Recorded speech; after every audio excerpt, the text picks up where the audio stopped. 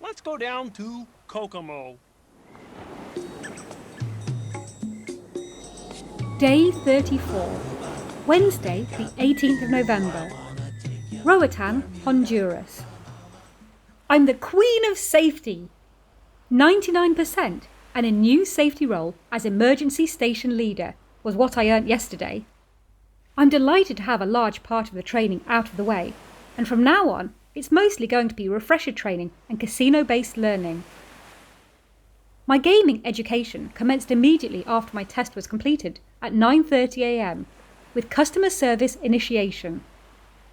As a cruise ship dealing with tourists, this is obviously a huge part of my day-to-day job description. I think my biggest problem on that front is not shutting up.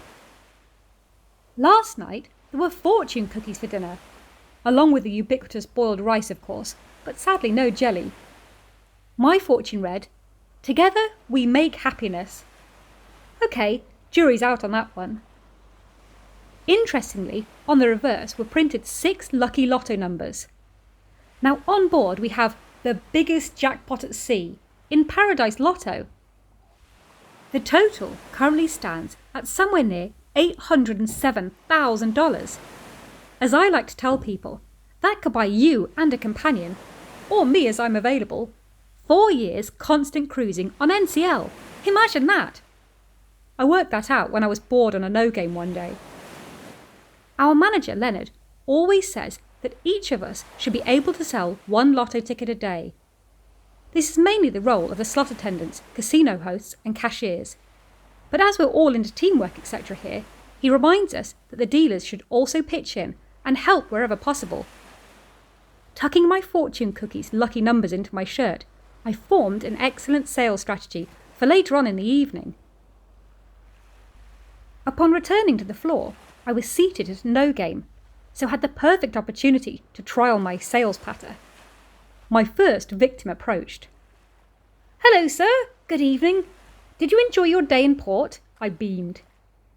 Barely waiting for his response, I followed up with, "That's nice. Do you want to play blackjack? No? Well, how about Paradise Lotto?" And before the helpless guy was able to respond, I swiftly added, "We had fortune cookies for supper this evening, and my fortune gave me the lucky numbers to play. As a member of crew, I can't play the lotto myself, but you should play these numbers as fortune cookies are never wrong. It's only $2 a go, or $10 for 5. And remember, the jackpot is over $807,000.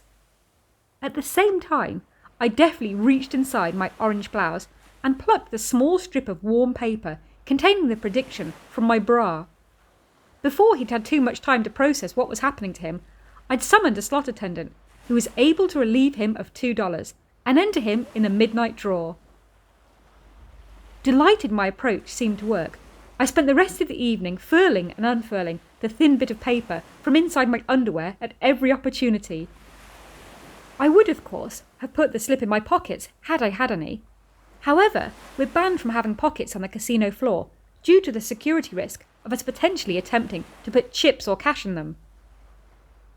As the night wore on, I added more and more spiel into my vending technique.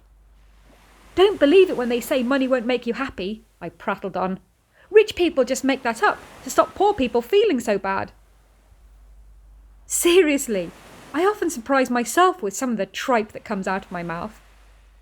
Somewhere into the big sales drive, it suddenly dawned on me that I had indeed been flogging the same numbers to each of the unwitting guests. As midnight approached, I started to contemplate the prospect of my fortune cookie actually being correct, and the fact that there would be a large number of passengers all celebrating the same big windfall. It wouldn't be long before they realised that in reality they'd now be forced into sharing that dream along with more people than they'd like, and that the jackpot wouldn't be that huge by the time it had been divided up multiple times. Praying for a break so that I could be off the floor and away from the potential carnage when the clock struck 12, I lucked out and was karmically seated at the table closest to the large drum containing all the little white balls.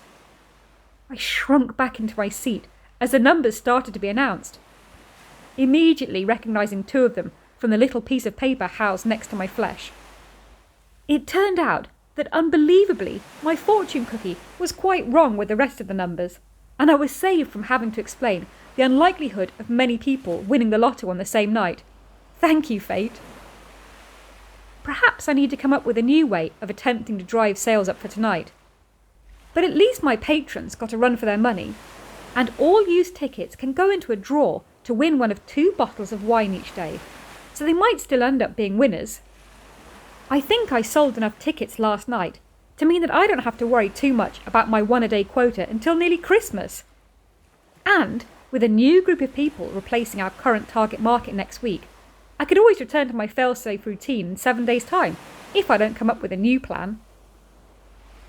Aside from work and training yesterday, I headed to the outside world for a bit of sun and fun with Andrea, Dejan from Serbia, and Cipriano, our new cashier from the Philippines.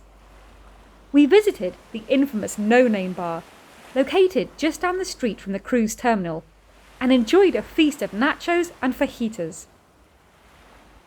The bar is a veritable crew hangout and is a great spot with a platform to jump into the ocean, along with a pool and sandy beach-type relaxing area.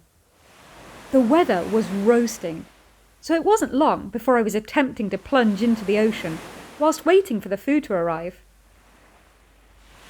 I think I'm going to enjoy stopping in Cozumel each week, as there's a large supermarket directly opposite that sells my favourite hot, sweet chili sauce that spices up the rice that's on offer at every mealtime. I stocked up on enough bottles to see me through until next week, I hope. After lunch, we went back to the ship to find it parked alongside the Disney boat. Quite often there are other vessels in town when we arrive, and today the Norwegian Jade is pulled up next to us in Honduras. I hope that the electronic swipe system would stop you from boarding the wrong ship, as I'd hate to be stuck on a Mickey Mouse kiddie boat for a whole week. And that's all for day 34. Thanks for listening.